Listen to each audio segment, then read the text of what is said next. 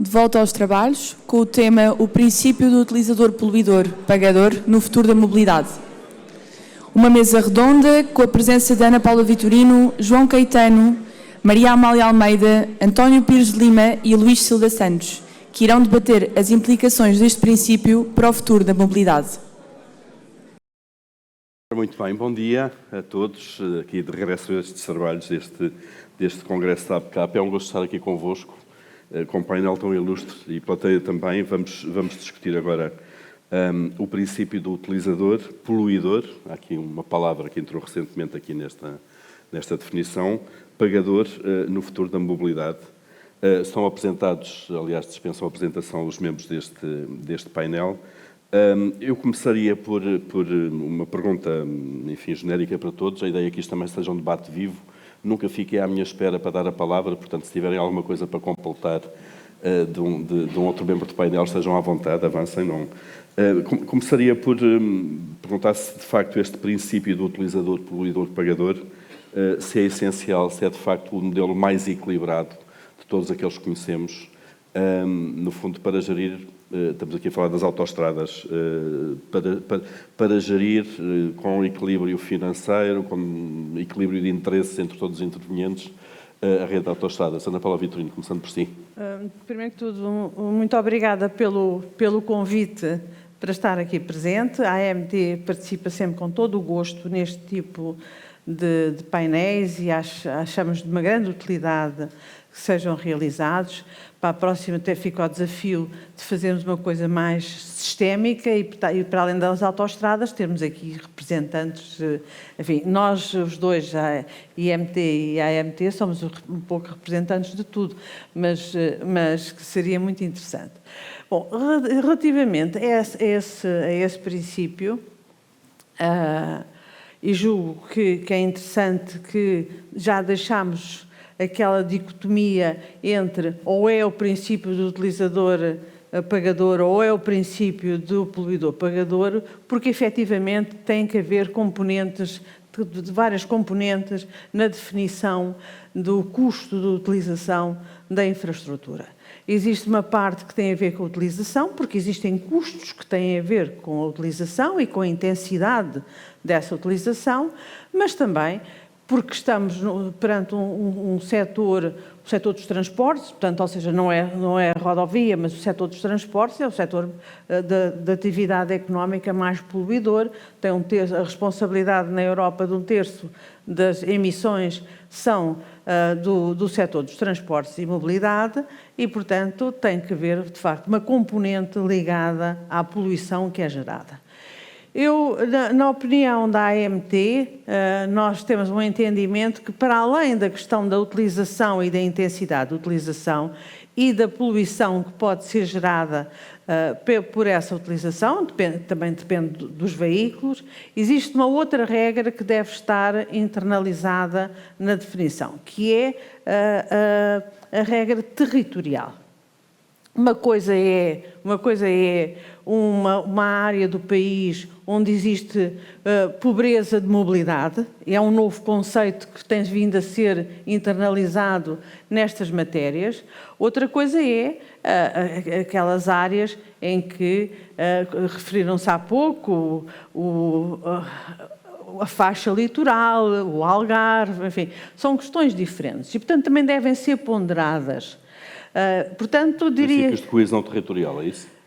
Princípios de coesão territorial e não só de coesão territorial, mas também de alternativas. E as alternativas não são em termos rodoviários, as alternativas que existem em termos de transportes. Porque se nós olharmos para o mapa do país e virmos a intensidade da oferta de transportes, sejam autoestradas, sejam comboios, seja carreiras de autocarros, nós temos uma faixa litoral onde estão concentrados 80%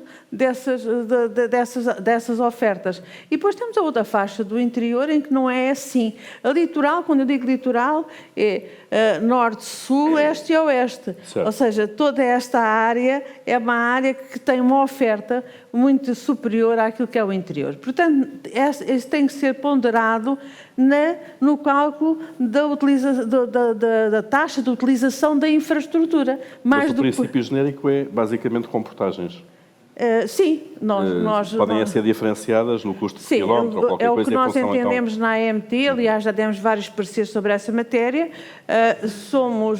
Não somos favoráveis e, enfim, temos alguma dificuldade até em entender e não fomos ouvidos por lapso, com certeza, relativamente a essa decisão da Assembleia da República. A questão agora da eliminação das portagens das frutas. Exatamente, não fomos ouvidos, agora nós entendemos. Qual era o parecer que daríamos já agora? Não sei se pode... Nós o parecer que daríamos era exatamente, não é uma questão de eliminação da portagem, mas sim uma reponderação de qual deve ser a portagem. O valor. Havia um desconto já em vigor, se não me engano, sem querer estar aqui a falar. Sim, mas também o desconto também não pode... O país... Ou seja, a portagem e o custo da utilização de uma infraestrutura não é independente do sítio onde se localiza essa infraestrutura. Muito bem. Já vamos ver depois, mais à frente, como é que isso pode ser feito. João Caetano, bom dia também. A mesma questão, de facto, se este princípio genérico que acrescentamos agora ao poluidor ou ao utilizador, se é aquele que garante melhor equilíbrio entre todos os interesses em jogo. Bom dia, obrigado à APCAP pelo convite para aqui estar hoje. Eu acho que, mais do que definir o modelo, eu acho que é importante nós percebermos que esse modelo tem que ser transparente, tem que ser coerente e tem que ser íntegro. Assente num conjunto de pressupostos que não são negociáveis em função daquilo que em função daquilo que são as vontades de momento. Sob pena de que, se esses pressupostos forem colocados em causa, a integridade do sistema e a transparência do sistema e a percepção que as pessoas têm sobre a justiça económica e social do sistema é colocada em causa. E, portanto, seja um sistema baseado na utilização, na poluição, na questão da promoção da coesão territorial, todo esse modelo tem que ser um modelo íntegro, transparente e coerente.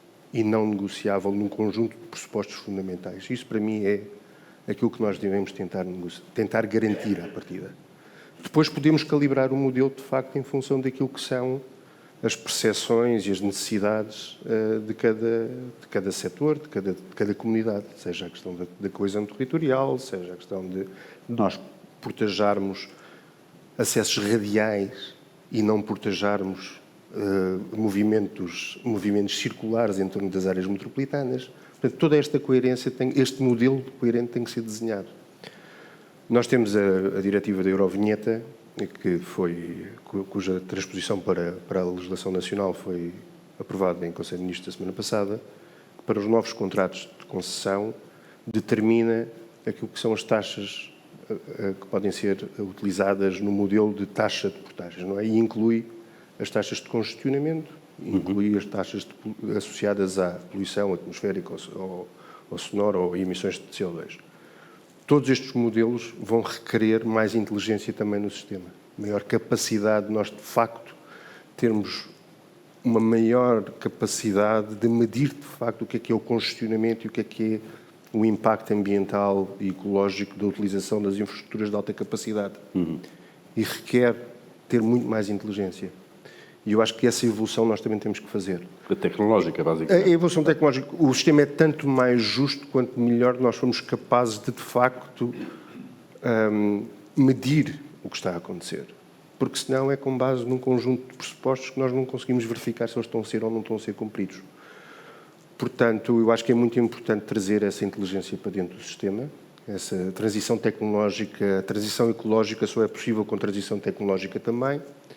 Eu, antecipando uma pergunta que você vai fazer sobre a inteligência artificial... Sim, lá chegaremos. Lá chegaremos, mas também nós precisamos de inteligência, muito mais inteligência humana nisto, muito mais. Precisamos de capacitar as instituições para que possam fazer esta negociação dos contratos de concessão com as entidades privadas que os novos contratos de concessão têm que ser muito mais flexíveis para se ajustarem rapidamente àquilo que é a evolução do setor dos transportes. Eles são muito estáticos neste momento e são muito pesados e obrigam... Está a falar daqueles originais que... Originais, nós... 30 anos, talvez, de certo, que estão prestes a atingir o seu término e a nova geração já não vai ter em conta a questão da construção, porque a construção já está a ser feita, já foi feita. Já foi feita, claro. Vai ter que ter só em conta a questão da manutenção. Mas não vamos antecipar essa Mas tudo isto obriga, de facto, a uma qualificação do setor e uma qualificação das entidades públicas e privadas e mais inteligentes no sistema para que ele seja o mais justo, económica e socialmente possível. Muito bem, muito obrigado.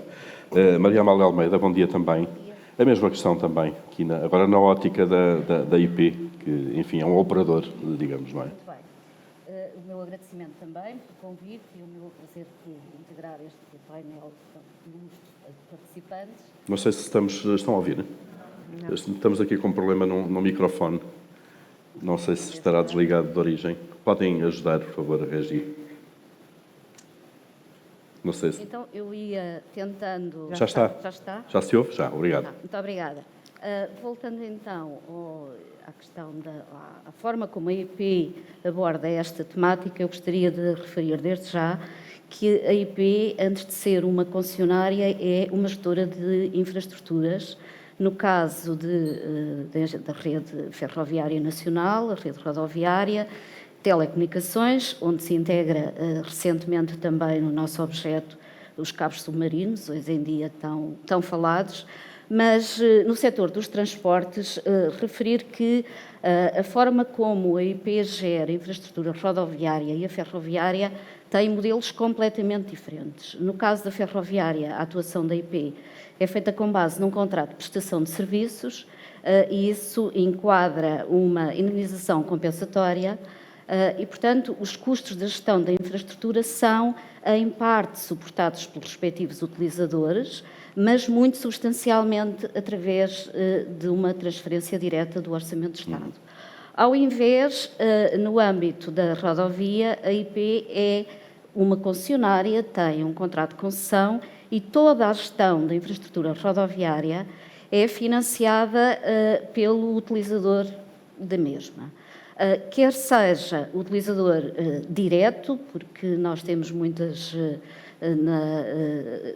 autoestradas com portagem, e, portanto, temos uma receita significativa da cobrança de portagens, mas também de forma indireta através da atual consignação do serviço rodoviário, que, como sabem, é a sucessora da contribuição do serviço rodoviário desde que foi abolida em 2022. Portanto, no caso da rodovia, temos, de facto, o princípio do utilizador-pagador como o único financiador da gestão da rede rodoviária. Na componente rodoviária, eu estou aqui a excluir o pagamento que a IP faz em nome do Estado das concessões, que uma grande fatia desse pagamento é financiado também pelo Orçamento do Estado, mas isso equivale ainda a valores na ordem dos 1.300 milhões de euros por ano. Portanto, é ainda um encargo muito significativo que o Orçamento do Estado vem suportando. No caso deste modelo de financiamento da gestão da infraestrutura baseado no utilizador-pagador, estas duas componentes de cobrança têm vindo a apresentar desafios muito significativos que nos obrigam a refletir na sua capacidade de continuar no futuro a assegurar o financiamento da gestão da infraestrutura. São desafios nas duas componentes. Na componente das portagens, como tem sido aqui referido várias vezes, esta legislação que entrou em vigor no dia 1 de janeiro introduz mais um corte significativo na nossa receita, na ordem dos 120 a 130 milhões de euros em 2005, portanto um corte muito significativo, mas ela vem na sequência de outras medidas que nos últimos anos vinham sendo implementadas e foi, digamos assim, o corte final, porque nós já tínhamos, na grande maioria das autoestradas, descontos que em alguns casos já atingiam os 65%, portanto, esta é, digamos assim, o último passo nesse percurso que já vinha sendo De abolir passado. totalmente, neste caso, as portagens naquele conjunto de dias. Mas foi, digamos assim, a componente que Faltava, resistiu claro. a todo este percurso dos descontos. Na componente da consignação do serviço rodoviário, ela também vem apresentando uma tendência de quebra e vai continuar a apresentar na medida em que este modelo de financiamento que nós temos incorpora também uma componente de discriminação positiva aos veículos que não usam combustíveis fósseis, porque só os veículos que usam combustíveis fósseis é que participam na receita da consignação do serviço rodoviário. Portanto, à medida que a frota nacional vai sendo cada vez mais dominada por veículos que não usam esse tipo de combustível, a receita vai reduzindo. Isto tem desafios muito significativos e nós, na IP, temos vindo a refletir sobre o modelo de financiamento do setor rodoviário, porque as necessidades de investimento são muito significativas. Não tanto na componente de construção de novas vias, mas muito na parte da conservação e na parte de nós conseguirmos dotar a nossa rede de características de resiliência, desde logo aos fenómenos climáticos extremos, claro, que cada vez têm mais impacto na rede. Portanto, temos aqui muitos desafios a que vamos ter. Certo, no caso da IP, de facto, abrindo um bocadinho a lente, nós percebemos como há vários tipos de vias também, vários tipos de modelos contratuais. A coisa complica-se na IP. Exatamente. Muito bem. António Pires de Lima, bom dia também. A mesma questão, no fundo, este modelo do utilizador, pagador, poluidor. Bom dia, Paulo. Quero agradecer à APCAP e dar os parabéns à APCAP, toda a direção, ao meu colega Manuel Ramos pela organização deste evento e dar nota também da satisfação grande que eu tenho em estar neste painel com pessoas que muito respeito, instituições que muito respeito e algumas pessoas que conheço há muitos anos, como a doutora Ana Paula Vitorino, e com quem tive bons debates políticos no passado, que eu, pelo menos, tenho algumas saudades. É verdade.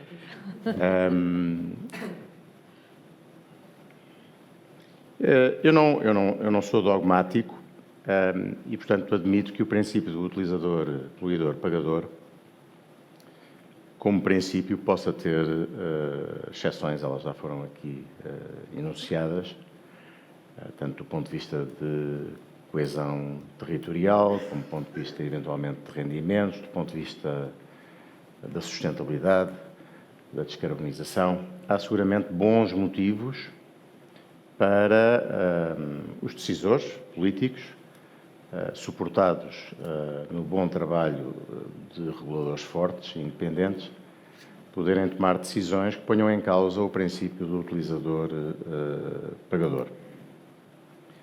Agora, creio que o princípio genérico do utilizador-pagador e agora do utilizador-poluidor-pagador deveria ser a trave mestra de um sistema rodoviário e eu até pensei que esta discussão, a nível europeu, já estivesse de alguma forma ultrapassada, porque vejo países com recursos, porventura, mais ricos que Portugal, não sei, os Países Baixos, a Dinamarca, a Noruega, a Suécia, estarem a inverter uma tendência de décadas ao introduzirem sistemas de portagem, por GPS ou muito modernos, em boa parte da utilização das suas estradas e autoestradas nacionais. Portanto, é curioso que países que seguramente não são mais pobres que Portugal estarem, neste momento, a introduzir portagens, a Via Verde, aliás, tem sido chamada a implementar alguns destes sistemas nestes países do norte da Europa, ao mesmo tempo que em Portugal, em Espanha, há uns anos, assistimos a este trajeto. Porque, de facto, o princípio do utilizador-pagador, como foi amplamente demonstrado pelos meus colegas e nas apresentações antes, obedece a uma racionalidade, a uma transparência e a uma boa alocação de recursos que, do meu ponto de vista, devia merecer um grande carinho por parte dos decisores políticos.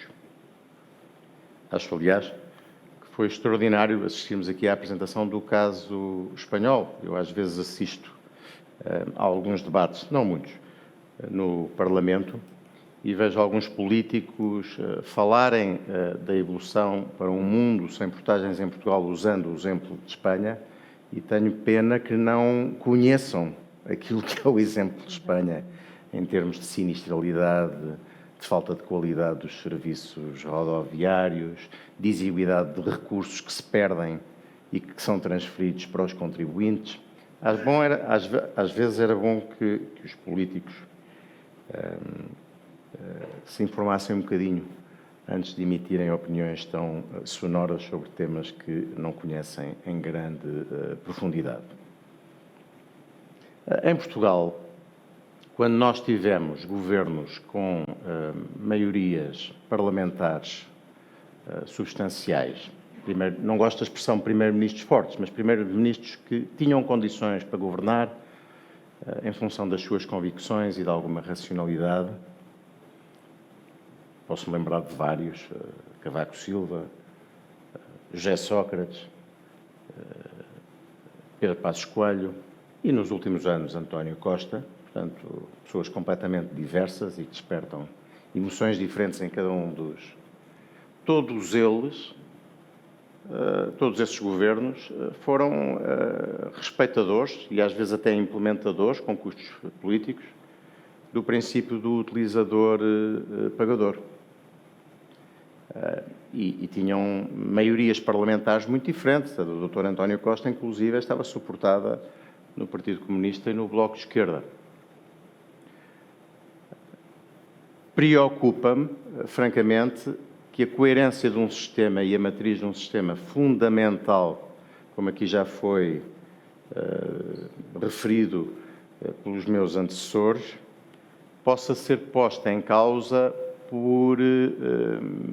devido, creio eu, à fragmentação política que hoje conhecemos em Portugal e que leva a decisões com que, se pudermos falar com cada um dos deputados ou cada um dos grupos parlamentares, provavelmente discordam, sejam tomadas em público e ainda por cima exibindo uma grande convicção. Que sentido faz, por exemplo, ter reduzido as receitas das infraestruturas de Portugal nos últimos 5 anos, ou seja, 500 milhões de euros, porque começámos em 500 e acabámos em 0, para permitir que nas vias interiores, não só os residentes, porque isso eu os residentes compreenderia, mas todo o tipo de veículos, pesados, turistas, pessoas que vêm de Lisboa e do Porto para visitas ocasionais, deixem de pagar portagens quando existiam alternativas que foram apresentadas ao poder político que permitiam ter o mesmo efeito, o mesmo benefício para as populações locais com 1/4 ou 1/5 do custo que o Orçamento de Estado vai ter ou que a IP vai ter. E preocupa-me que, em véspera de eleições autárquicas, há um movimento declarado para procurar dar continuidade a este movimento numa série de autoestradas que estão no litoral. Não sei onde é que isto irá acabar. Preocupa-me bastante que grupos parlamentares institucionais, bastante responsáveis, como são o Grupo Parlamentar do Partido Socialista ou o Grupo Parlamentar do PSD, tomem decisões destas, eliminar escudos totalmente, ou, por exemplo, impedir o controle das inspeções periódicas nos motociclos, um caso único na Europa, com base em decisões, sem se darem ao trabalho sequer de ouvir os reguladores. Eu não sabia, fiquei espantado ao ouvir a doutora Ana Paula Vitorino dizer que nem sequer foi chamado a AMT ao Parlamento para se poder pronunciar sobre uma medida que retirou os últimos 200 milhões de euros de receitas das infraestruturas de Portugal relativamente às escutas. Não existem sistemas de concessão e de parceria público-privada, nem existe nenhum sistema de regulação da atividade dos transportes num país civilizado e moderno sem reguladores fortes e independentes. São uma trave absolutamente mestra de qualquer sistema de transportes a nível europeu. O primeiro passo que fazem a classe política quando quer tomar decisões sem justificação técnica é calar os reguladores. É não dar condições aos reguladores para trabalharem. É não ouvir os reguladores. E, portanto, fico muito surpreendido que estas medidas recentes que foram tomadas, tanto no caso das scooters como no caso dos motociclos, tenham sido tomadas, porque elas contrariam a racionalidade, tanto num caso como noutro, e fico muito preocupado que tenham sido tomadas não ouvindo ou ao arrepio daquilo que são seguramente as opiniões das entidades reguladoras que tão reforçadas foram e que pessoas tão competentes têm nos últimos 10 anos. Muito bem, fica já essa nota também de António Pires Lima. Luís Silva Santos, last but not least, também a mesma questão. Em termos genéricos, este princípio é aquele que deve prevalecer, deve ser a tal trave mestra.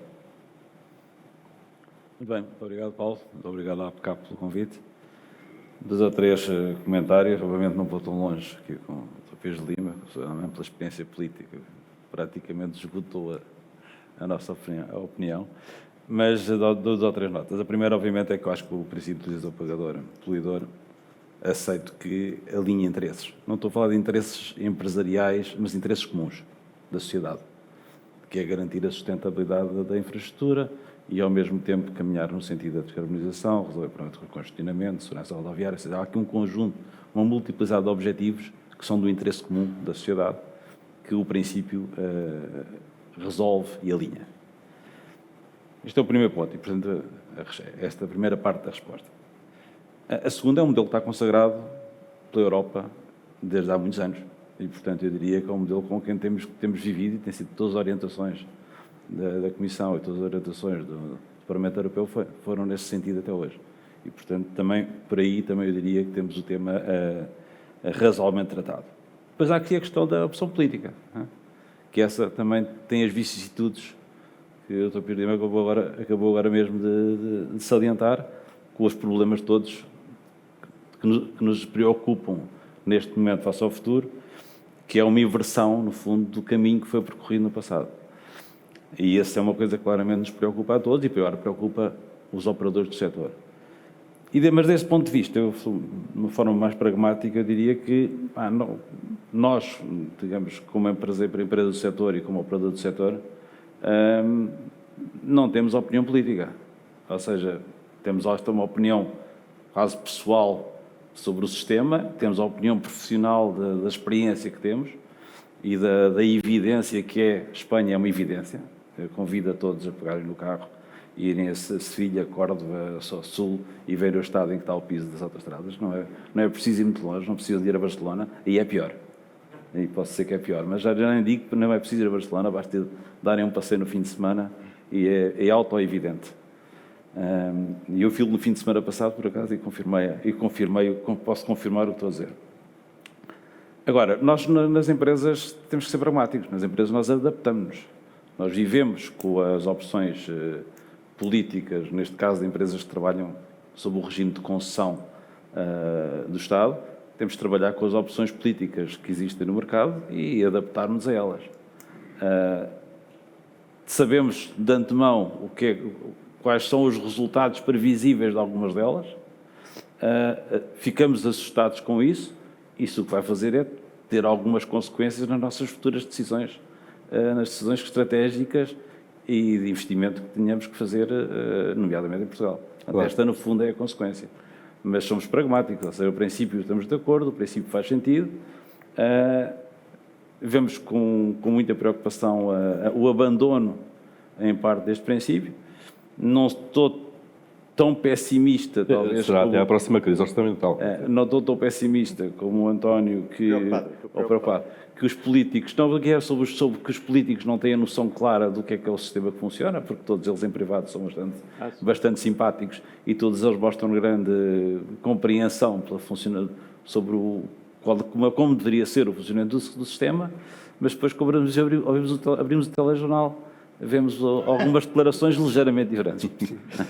Claro, imagino que sim. Deixe-me só começar nova questão consigo, Luís Silva Santos, também para não ser sempre o último e ter já grande parte dos argumentos escutados. Só introduzir aqui uma questão agora. Como é que se aplica, no caso das autoestradas, e a Ascende é um operador, o princípio do poluidor? Agora vamos só para o poluidor. Nós já temos uma forma da sociedade de fazer isso, que é nos impostos que estão à compra do veículo, porque nós hoje em dia temos um parque automóvel a caminho da eletrificação. Não sei, neste momento são o quê? 10, 15% do número de elétricos por aí, não por aí? 3%? O parque total, sim. Do parque total. As vendas é que... 20. As vendas novos são 20. Claro. Pois, ainda vai demorar muito. O estoque tem 12 anos, de média. Certo. Portanto, vai demorar tempo a renovar e, mesmo assim, se a cota de mercado dos elétricos subir. Mas o caminho será esse, de alguma maneira. Como é que nós, com um parque automóvel com níveis de poluição cada vez mais diversificados, não é? Como é que nas autoestradas se pode aplicar o princípio do poluidor-pagador, neste caso? A resposta não é como é que nós aplicamos, mas como se pode aplicar. Certo. No caso de como se pode aplicar, e nós temos alguma experiência disso neste momento em concursos onde estamos envolvidos na Europa, nomeadamente em França, basicamente eu diria, o primeiro que falámos é a diferenciação de preços, portanto há uma discriminação positiva para os veículos menos poluentes. Começa a haver, embora tecnologicamente tenha algumas limitações, mas já vai avançando, a questão também do número de passageiros.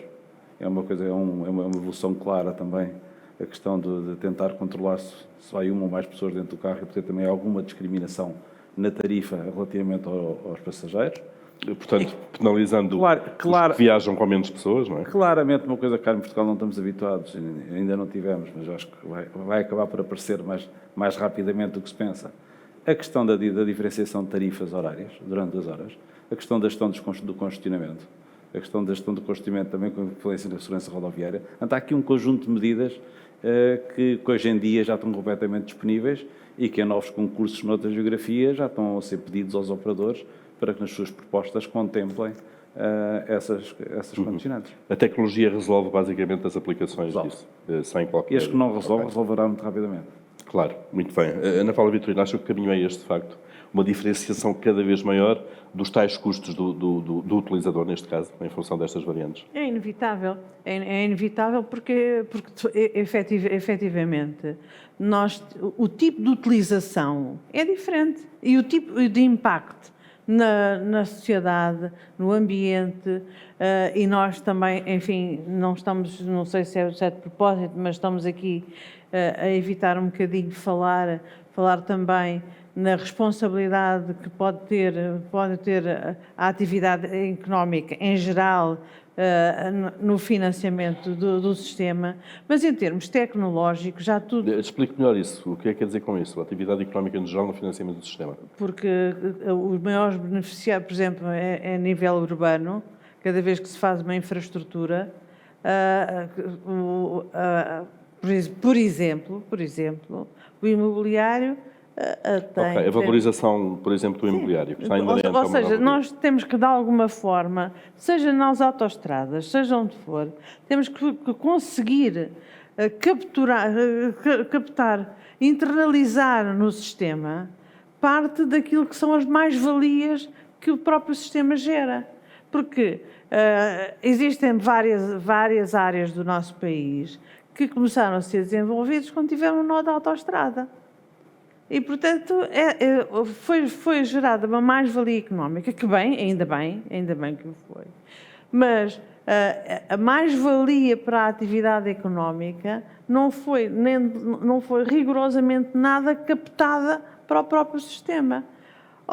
Então, se falarmos a nível urbano, de outro tipo de modos de transporte, os metros, os comboios, etc., então aí é uma coisa até demolidora nós pensarmos nessa matéria. Portanto, tem que efetivamente haver aqui uma diferenciação, porque existe um investimento diferente em função do tipo de veículo que se está a utilizar, porque o impacto sobre a economia e sobre a sociedade é diferente e, como tal, tem que ser contabilizado.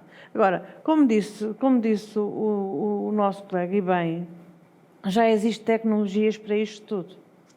Ou seja, não é nada de novo no mundo. Não estamos aqui a inventar a roda. Existem tecnologias e à medida que é feita, quer pelos concessionários, quer pelos gestores de infraestruturas, quer por nós reguladores, que um investimento na digitalização e na inteligência artificial, cada vez mais nós conseguimos internalizar até o carpooling. O carpooling também é facilmente internalizável, porque se nós não tivermos complexo, não podemos ser filmados, porque isso viola a nossa privacidade. Somos todos filmados quando vamos ao shopping center, mas se for no nosso carro, aí a coisa já é um bocadinho mais complexa. Mas se não tivermos preconceitos dessa natureza, nós conseguimos internalizar nas autoestradas e noutros modos, e noutras infraestruturas, nós conseguimos internalizar toda a diferenciação da utilização e da poluição. Portanto, Mas acha que o caminho deve ser esse, claramente? O caminho tem que claramente ser esse. Amarrará necessariamente os decisores políticos a fazerem aquilo que fizeram no início deste ano. Digo eu. Eu acho. Aí passam a ser várias coisas que estão em causa, não é? Eu acho que nós todos avaliaremos as políticas. Houve outros tempos em que eu e o António também estávamos na Berlinda.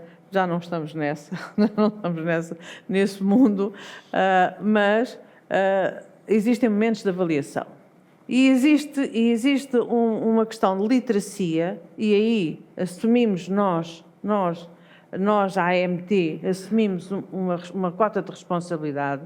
Nós temos que promover a literacia destas matérias junto de todos, dos jovens, dos menos jovens, dos operadores, dessa gente toda, e também da classe política. Nós temos uma competência estatutária que é contribuir para a definição de políticas públicas. E, por isso, nós fazemos estudos, que ouvimos os setores, ouvimos os utilizadores, os consumidores, ouvimos toda a gente e fazemos estudos que propomos aos nossos colegas reguladores, quer a IMT, a ANSE, enfim, que são nossos parceiros nestas matérias,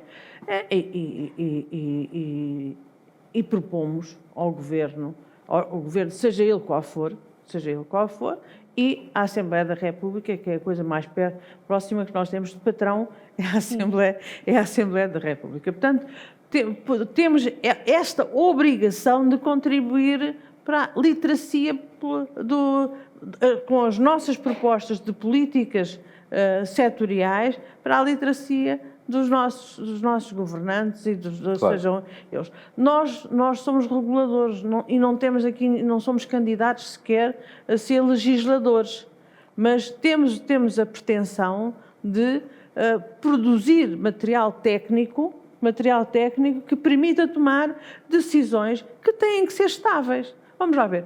Nós não podemos... não há economia, não há sociedade que sobreviva hoje é de uma maneira, amanhã é de outra. Não é possível. Não há nenhum setor económico, setor da economia, que possa viver desta maneira. Nós temos de ter alguma estabilidade. E temos tido alguma estabilidade relativamente a determinadas matérias. Não é preciso chamarem-lhe pacto entre os vários partidos, não é preciso estarmos a fazer nenhum show-off em torno dessas matérias. Mas temos que, inevitavelmente, encontrar aqui um caminho que tenha alguma consistência, transparência, segurança, e isso só é conseguido se as decisões forem tomadas com uma base técnica. É impossível ser de outra maneira. É claro que nós temos que ter a noção que, tal como a tecnologia, aquilo que hoje é verdade, amanhã pode não ser. Aliás, o mundo a preto e branco, ou é utilizador-pagador, ou é o contribuinte que paga tudo. Essas discussões já eram. Nós hoje sabemos que todos temos que contribuir, todos, quer como cidadãos, quer como empresários, quer como reguladores, todos nós temos que contribuir para o financiamento de um sistema que é útil para todos. É útil para as pessoas, é útil, tem que ser inclusivo, só assim é que nós lá vamos. Portanto, este é o caminho e convém que isto seja percebido por todos. E não é porque hoje há uns que gritam que temos que mudar de política. Por isso é que a melhor defesa para os políticos é basearem-se em estudos técnicos. Claro. Portanto, E na ciência, não é? E na ciência. Estudos técnicos, quando eu digo dos técnicos, internaliza também a ciência e a investigação. Políticas com base em dados. Exatamente. Não é só com dados, é dados e reflexão sobre esses dados e construção de políticas públicas sobre esses dados. É só assim, é isso. E é a melhor defesa. Eu não me importo de nada que digam que nós estamos a implementar esta medida porque os malandros da AMT nos obrigaram a fazer. Não me importa nada, esteja à vontade. Utiliza, eu digo, agora, desde que seja consistente. Claro, e para isso é preciso os tais estudos que diz. Exato. João Caetano, o caminho vai ser, de facto, introduzir esses fatores todos, cada vez mais, no princípio do utilizador, pagador. Eu direi... Deve ser esse, de facto, em termos de estrutura para as concessões em Portugal. Eu diria que temos que evoluir para um sistema de gestão mais flexível, com tarifas dinâmicas, que tenham em conta aquilo que são as circunstâncias do momento, para gerir os fluxos. É importante também perceber que as infraestruturas rodoviárias de alta capacidade não estão isoladas do resto da infraestrutura rodoviária. E, portanto, aumentar muito a taxa de portagem pode ter impactos, e tem certamente impactos indiretos e diretos, na infraestrutura rodoviária de baixa capacidade. Porque há alguma transferência de tráfego. Porque há transferência. E, portanto, aquilo que, por exemplo, de manhã, antes desta sessão, ouvimos o colega espanhol a falar do aumento da sinistralidade rodoviária nas infraestruturas rodoviárias de alta capacidade em Espanha, depois de se ter abolido as portagens. Bom, aumentou a sinistralidade rodoviária nessas infraestruturas, mas certamente diminuiu nas que não são de alta capacidade. E, portanto, quando nós temos infraestruturas rodoviárias de alta capacidade com portagens muito elevadas, pode levar a que os veículos pesados desloquem para as infraestruturas de baixa capacidade e aumenta a conflitualidade rodoviária aí, aumenta o impacto nas localidades pelo trânsito de veículos de alta capacidade em infraestruturas que não têm a capacidade para aguentar um trânsito tão intenso. Certo. Num contexto de deterioração das infraestruturas por pressão de eventos meteorológicos externos, isto são dimensões muito complexas de gerir. E, portanto, nós temos que perceber que toda esta gestão das tarifas, das taxas dinâmicas, também tem que ter em conta aquilo que não é infraestrutura de alta capacidade. No fundo, o que está a dizer é que se nós formos acrescentando parcelas em cima do preço que já temos, esse efeito pode ser gerado. Isto é, agora mais um pequeno acréscimo porque o carro vai só com uma pessoa, com o condutor, mais um pequeno acréscimo porque é poluidor. Acho que temos que ter muito cuidado de gerir isto. Ou seja, é de facto um sistema complexo. Mas quanto mais elementos tivermos, melhor o gerimos. Não podemos olhar para ele de forma dissociada do resto da infraestrutura rodoviária. E isso acho que é importante até para a EP, porque tem que gerir essa infraestrutura de baixa capacidade. A outra, não é? A outra. Claro. E que representa desafios, do meu ponto de vista, igualmente relevantes, se calhar até maiores. Acho complicado, porque ainda por cima a IP está muito dependente aí diretamente do Orçamento de Estado. Exato, e portanto todo o modelo de financiamento, de manutenção dessas infraestruturas também tem que se calhar ser repensado, não é? Deixe-me só aqui interromper para sublinhar a extrema importância disto que o nosso colega Presidente da IMT acabou de dizer. Isto cada vez mais, não é a minha opinião, é a minha opinião pessoal, mas é, acima de tudo, a opinião da AMT, nós temos que fazer análises sistémicas, porque não podemos, isto não tem nada a saber, se nós carregamos aqui, vai aqui, mas aqui continua igual. Portanto, nós temos que fazer avaliações com base no sistema de transportes, depois que se traduz num determinado tipo taxação, seja da ferrovia, seja da rodovia, porque nós não podemos estar a pensar autoestradas sem pensar no resto da rede. Erige uma rede rodoviária. A mobilidade tem que ser vista de uma forma absolutamente Tem que ser vista de uma forma integrada e depois reflete-se de diferentes maneiras, mas com regras transparentes. Não existe na Europa, aí a Europa, não é só Portugal, indicadores que sejam uniformes de avaliação dos diferentes sistemas. Porque só se nós fixarmos indicadores que tenham o mesmo tipo de fundamento, de princípios, e que depois se traduzem em valores diferentes para os diferentes subsistemas do sistema de transportes, se não tivermos isso, não conseguimos nunca comparar. E, portanto, isto que o João disse é absolutamente incontornável para nós pensarmos o sistema. Não é pensar para a autoestrada, esquecendo que existe tudo o resto, não é pensar para a ferrovia, esquecendo tudo o resto, não é pensar para a área metropolitana, esquecendo que existe... Essa visão integrada. João Caetano ia terminar. Era isso. Eu interrompi fez muito bem, mas para bater palmas. Eu não como aqui, não parece bem, nós batemos palmas quando os colegas acabam de dizer. Eu acho que, de facto, temos que evoluir para um modelo que, quanto melhor o conhecermos, melhor sabemos gerir. E melhor o conhecer é introduzir inteligência no sistema. Sim. Esta questão que falaram dos veículos com alta ocupação poderem ser taxados de forma diferente. É muito difícil medir quantas pessoas estão dentro do veículo, não é? Mas há outras... Não é? Não é? Não é então? Não. Ok. Sem violar isso é outro caso. Sem violar... Bom, mas há certamente... Podemos dar um conjunto de sim, há certamente... para fazerem coisas que não podem ser vistas noutros sítios. Há modelos que são utilizados em Portugal, vias para veículos de alta ocupação, não é? O HOV lanes, que nós não temos isso em Portugal e que são modelos também que promovem a utilização das infraestruturas por parte de veículos com maior ocupação. Muito bem. António Pires de Lima, pegando nisto e olhando agora já para outra questão, que tem a ver com o facto de nós temos muitas concessões, cujo prazo está a chegar ao fim, o prazo inicial, as iniciais SCUTs, se quisermos, vão ter que ser renegociadas de alguma maneira. O Estado vai ter, antes de mais, de decidir como e o que é que vai fazer com elas. Há várias opções, não é? O Estado toma a concessão e gera diretamente, atribui à IP eventualmente a operação, ou renegocia novos contratos com os mesmos outros operadores. Como é que acha, antes de mais, que estes critérios de ocupação, poluição, deviam entrar já nesses novos contratos, ou não? Estamos preparados por isso? E se vocês, operadores, é que têm que ver se estão preparados para isso ou não? E qual é o modelo que acha que deve ser seguido pelo Estado? Boa tarde, mais uma vez. Acho que sim, eu estive aqui a ouvir atentamente os meus colegas, a começar do meu querido amigo Luís Silva Santos, um bom concorrente. Há concorrência na gestão das autoestradas e a Xendi é um excelente concorrente e, em muitos casos, alternativa à rede de autoestradas da Brisa.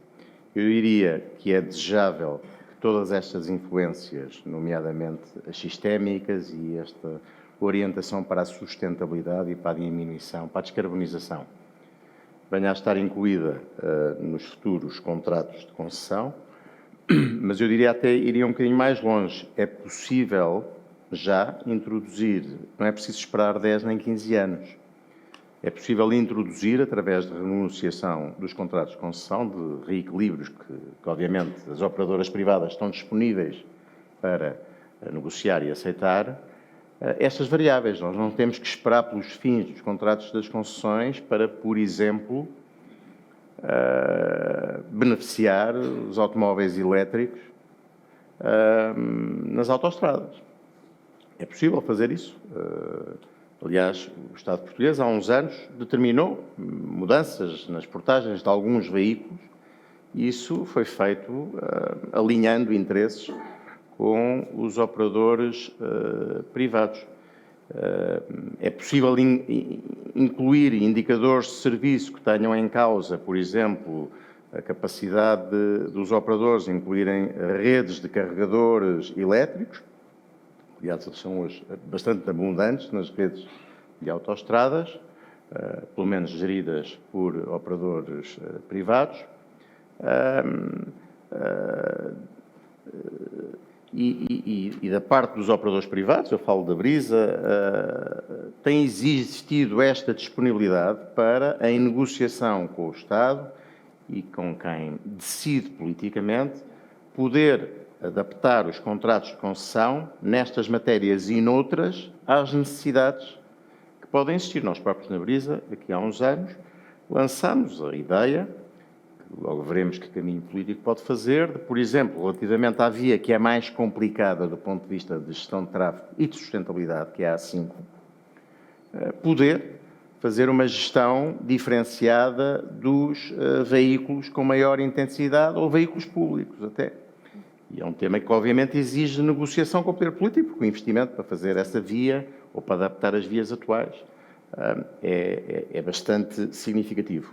Mas a Brisa sinalizou a abertura para essa possibilidade e penso que é uma alternativa que irá ser estudada na Comissão de Reequilíbrio Financeiro, que recentemente foi criada com a nossa principal concessionária, a BCR. Portanto, é possível, é necessário, é bastante desejável que o futuro modelo das concessões, ou até as atuais, possam ser organizadas para dar resposta a estes desafios que os meus parceiros aqui de painel aqui referiram. Quanto à presença dos privados ou não privados, é assim, eu qualquer coisa que diga sobre esta matéria vou ser percepcionado tem meu interesse próprio, mas isso é claro. Como lobbyista é assumido.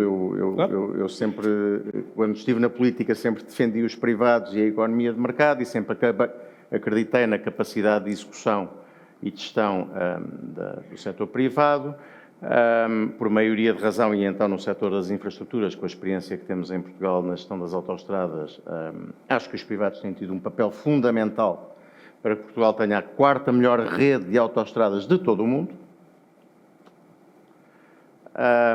Mas acho que isto é uma matéria de decisão política. E é independente do princípio do utilizador-pagador. Porque, como sabemos, existem autoestradas geridas, mantidas pelas infraestruturas de Portugal, ou com contratos que depois as infraestruturas de Portugal asseguram com privados, e eu também defendo o princípio do utilizador-pagador para essas autoestradas. Aliás, quando se diz que as portagens favorecem ou a Brisa ou a Ascendi, é verdade, mas é preciso partir do princípio que elas correspondem a um investimento ou a um down payment, a uma utilização de capital muito significativa em que os privados se substituíram ao Estado. E para concessões futuras, o Estado pode vender a concessão, como está a acontecer em muitos países da Europa, beneficiando dessa receita para fazer aquilo que entender. Para investir nos comboios, para investir noutros meios de transporte, para investir na defesa, para investir na saúde, para investir naquilo que quiser, sem pôr em causa o princípio do utilizador-pagador. Mas, claro, isso são decisões políticas e aí a esfera é completamente dos políticos. Há só uma coisa que eu vou repetir e que peço encarecidamente, como agora está na moda dizer, aos políticos. É que ouçam os reguladores. Respeitem os reguladores. Uma das maiores conquistas que Portugal teve nos últimos anos e que a deve parcialmente, não é correto dizer, mas é verdade, à Troika, foi a constituição de reguladores com peso, com poder, pagando salários competitivos que, entretanto, já estão a ser rebaixados e questionados em muitos casos, com estruturas que possam dar respostas às necessidades. E, de facto, tomar decisões políticas sem ouvir as universidades, sem respeitar ou ouvir os reguladores, é um caminho muito perigoso. É um caminho que eu não recomendaria. Portanto, as decisões podem beneficiar privados, não beneficiar privados, ir mais para o lado público, menos para o lado público, são decisões políticas, mas a única coisa que eu realmente solicito como cidadão é que mantenhamos uma estrutura de reguladores com peso, forte, com pessoas que falam com o fundamento, que falaram aqui a Ana Paula Vitorino e o João, e que, antes de tomarem decisões, aquilo que são os inputs que os reguladores têm para dar, sejam tidos em linha de conta. Pois as decisões são dos políticos, claro. Mas no final que não se passe ao lado, não se desrespeite o trabalho extraordinário que a estrutura de reguladores que criámos nos últimos 15 anos, porque não existia, pode contribuir para a resolução e a boa tomada de decisões políticas nestas matérias. Muito bem, fica essa nota. Obrigado. Maria Amália Almeida, no fundo, a mesma questão, agora do ponto de vista da IP, naturalmente.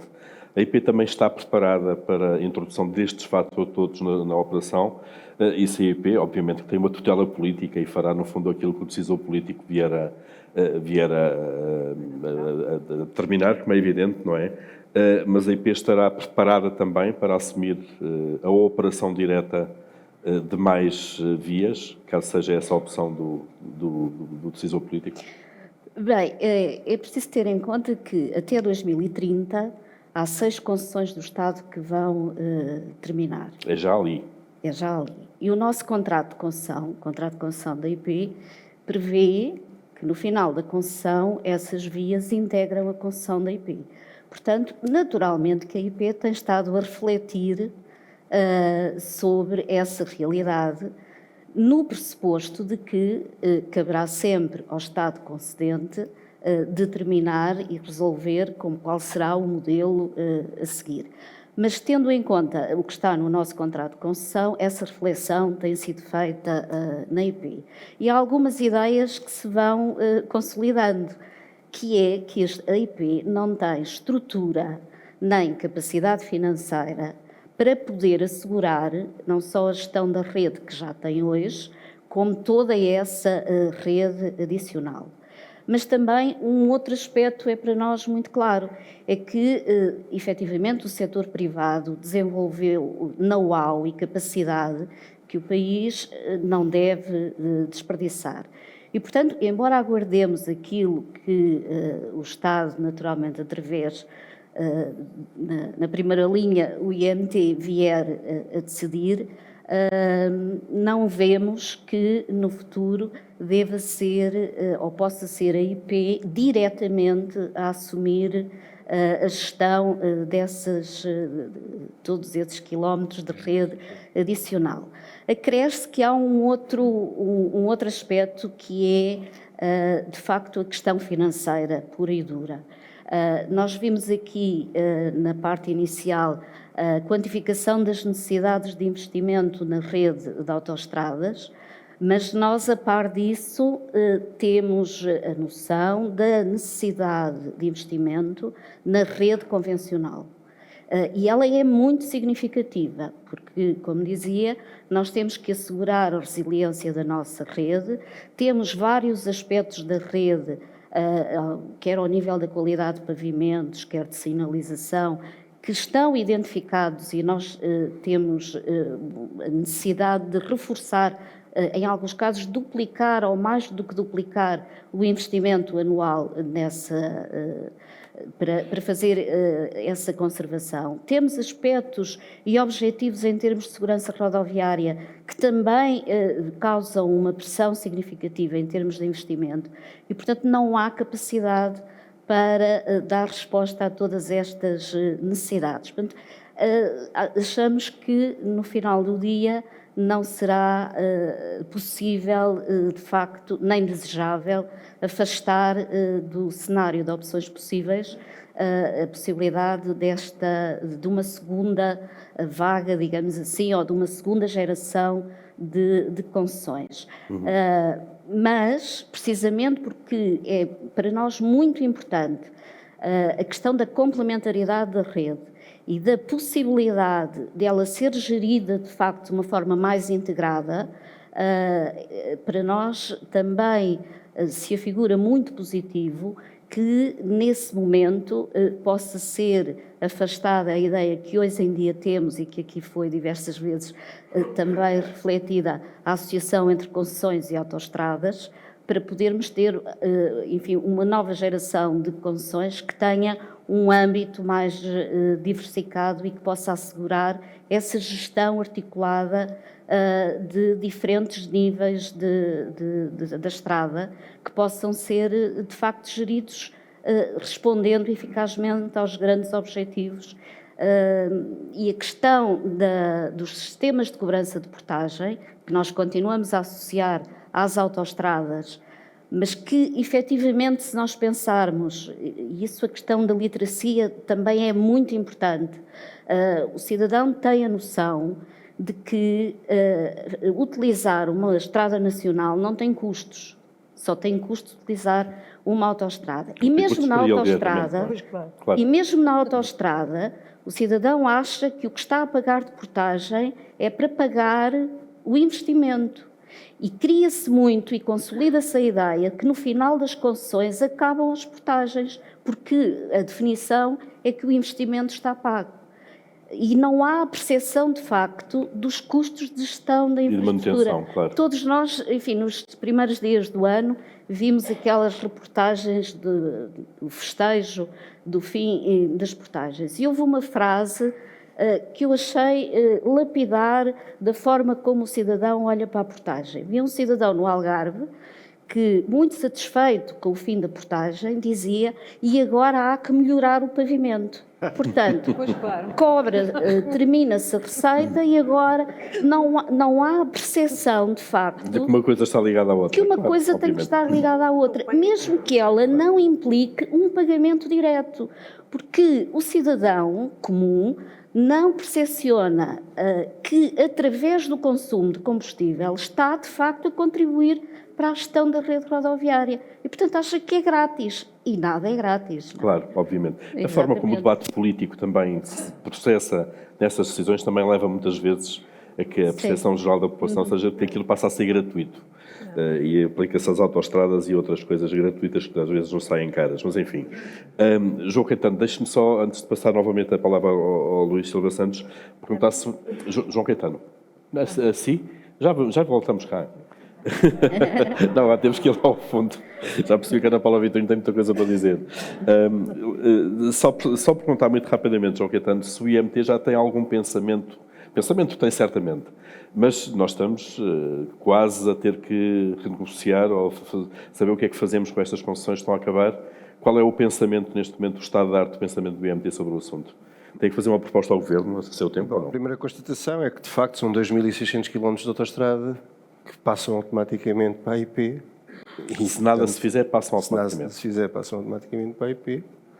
A IP já tem uma infraestrutura rodoviária que tem que gerir e operar, que representa um desafio muito grande. Não parece que a IP, e acho que a Maria Amália disse isso, com a estrutura que tem atualmente, tem a capacidade para gerir mais 2.600 km de infraestrutura rodoviária de alta capacidade, mantendo os índices de qualidade da infraestrutura tal como eles existem atualmente. O Pires Lima disse, é a quarta melhor rede de infraestrutura de alta capacidade no mundo. E, portanto, se nós quisermos manter esse nível de qualidade e de prestação, é preciso manter os níveis de manutenção e de operação que temos atualmente.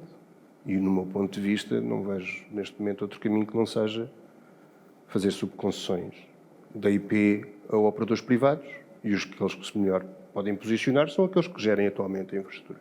Mas isso é uma decisão essencialmente política, com base até no momento do número financeiro. No input que o IMT pode dar, contribuir para essa reflexão. Acho que qualquer modelo disruptivo com o que temos atualmente pode pôr em causa a capacidade que nós temos na infraestrutura rodoviária de alta capacidade em ser tão eficiente como é atualmente. E, portanto, não me parece que haja outro caminho que não seja esse. Sendo certo que os novos contratos de subconcessão terão que ser redesenhados de forma diferente, não é? Isso, para mim, é claro. Para já não incorporam a parte do investimento inicial, porque as infraestruturas já lá estão. Já estão feitas. E, portanto, é só operação e manutenção. Mas o Estado pode querer cobrar a cabeça. Há vários modelos a venda possíveis. dessa... Eu acho que todos os contratos de concessão, e não são só os das infraestruturas rodoviárias, de serviços de transporte e infraestruturas também aeroportuárias, têm que ser o mais flexíveis possível na gestão e na capacidade do Estado em estar em constante renegociação com os privados para melhor adaptar aquilo que é as infraestruturas às transformações constantes que estão a acontecer no setor da mobilidade dos transportes. E o setor da mobilidade dos transportes está a transformar-se substancialmente e vai continuar a transformar-se substancialmente e, portanto, os contratos de concessão entre o Estado e os privados têm que ter em conta essa mudança, essa mutação constante e têm que prever essa flexibilidade na gestão corrente dos contratos, sob pena de nós não conseguirmos responder em tempo útil àquilo que são as transformações que estão a ocorrer no setor da mobilidade e dos transportes e depois gerarmos uma série de dissonâncias na gestão integrada e holística e sistémica do sistema de mobilidade e de transportes em Portugal, que tem desafios brutais pela frente.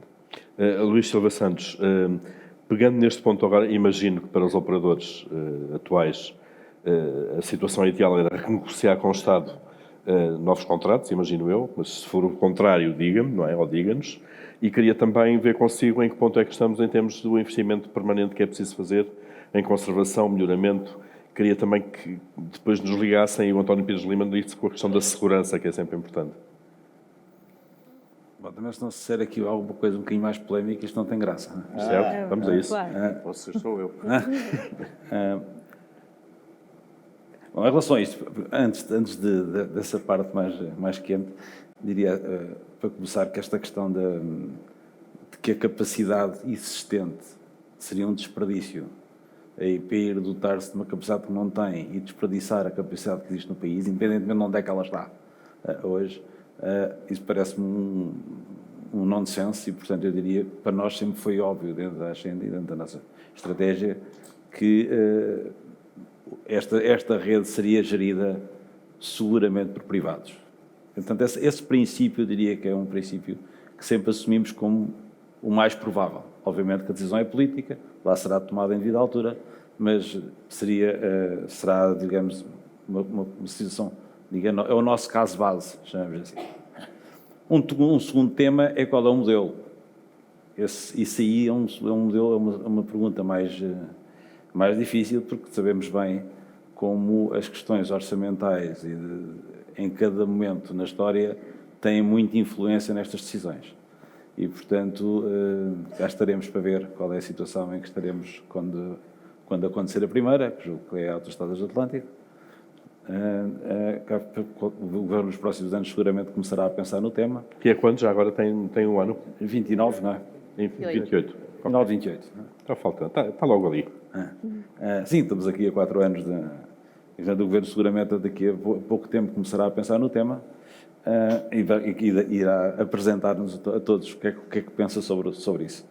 Mas do nosso lado, e para responder diretamente à sua pergunta, a nossa posição não é forçosamente igual à de outros operadores, por uma razão simples. Nós chegámos tarde ao setor. O setor desenvolveu-se na Europa com um conjunto de players muito importantes. A França tem 3 grandes players em França, que resultaram de uma privatização. Em Espanha tinha a Abertis, que tinha uma posição subdominante. A Brisa resulta de uma privatização de uma rede do Estado. Portanto, há um conjunto de players, vamos chamar assim um bocadinho, incumbentes, que detinham as redes em cada um dos países e que são ainda hoje a estrutura central destas operações. Para nós, que somos um operador que chega mais tarde ao sistema, obviamente, e como todas as empresas só vivem quando crescem, porque sem crescimento é sempre difícil, obviamente que estar num setor que está muito ocupado já por quem está instalado tem desafios. E, portanto, para nós, vemos sempre como uma oportunidade, cada vez que há uma possibilidade de baralhar e dar de novo. Portanto, a nossa visão não é tanto, provavelmente, a extensão dos contratos atuais não é uma coisa tão interessante para nós como pode ser para outros operadores. Portanto, nós, do nosso lado, é mais oportuno, é melhor para nós, a Ascendi, na nossa estratégia, que em França as autoestradas acabem quando é suposto vários contratos, ou que em Portugal terminem quando é suposto terminarem, do que a questão da extensão. Mas isto é uma questão que dizemos abertamente, sempre foi a nossa estratégia, claro, e que tem uma explicação real. A razão real é que nós chegamos mais tarde ao setor, somos mais pequenos, achamos que também temos direito a crescer e, portanto, com base nisso, achamos que temos capacidades, quer em termos de know-how, quer em termos financeiros, para crescer e, portanto, achamos que essa oportunidade, o mercado tem que haver mais mercado para podermos entrar. E esse mercado só vem se houver a renovação, a tal nova vaga de concessões. Portanto, digamos, através de concurso, nesse caso? Através de concurso, claro. Este para dizer porque é que não é óbvio para nós que o prolongamento das concessões atuais para nós seja a solução certo, estrategicamente, certo, no longo prazo, Não, isto cada caso tem que se ver, porque cada concessão é uma concessão, cada concessão tem desafios próprios e, obviamente, não somos contra a prorrogação das concessões. Pode haver casos em que se justifique, não temos nenhuma... Isto é uma opção genérica só para perceberem a questão de fundo, como é que nós vemos isto. Depois, um outro tema é o tipo de contrato.